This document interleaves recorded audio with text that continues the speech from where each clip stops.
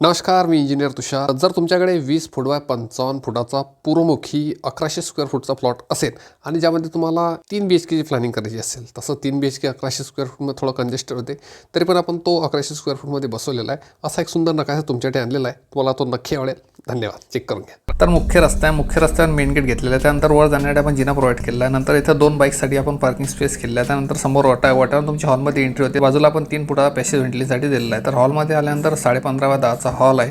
त्याखाली 7 bye 11.25 kitchen आपण provide केलेला आहे. त्यानंतर वर गेल्यानंतर बेडरूम नंबर 1 आहे 12 बाय 9ची. त्यानंतर त्याच बाजूला 3 फुटाचा आपण पॅसेज दिलेला आहे. त्यानंतर बेडरूम नंबर 2 आहे 9 बाय 12ची आणि त्या बाजूला मागे टॉयलेट ब्लॉक आपण दिला आहे. बाथरूम आहे 6 1 बाय 3चा आणि WC आहे 3 बाय 3चं. त्या व्हेंटिलेशनसाठी मागे आपण एक ओटीएस सोडलेला आहे. त्याच बाजूला बेडरूम नंबर 3 आहे 9 बाय 11ची आणि पूर्ण व्हेंटिलेशन आपण ह्या पॅसेजमध्ये काढलेला आहे. असा हा 20 बाय 55चा 3 BHK घराचा नकाशा तुमच्यासाठी आणला होता. हा नकाशा आवडल्यास लाईक करा, शेअर करा आणि आवडीनुसार वास्तुशास्त्रानुसार नकाशा काढायचा असल्यास स्क्रीनवर येणाऱ्या ह्या नंबरवर कॉल किंवा व्हॉट्सअप करू शकता. धन्यवाद.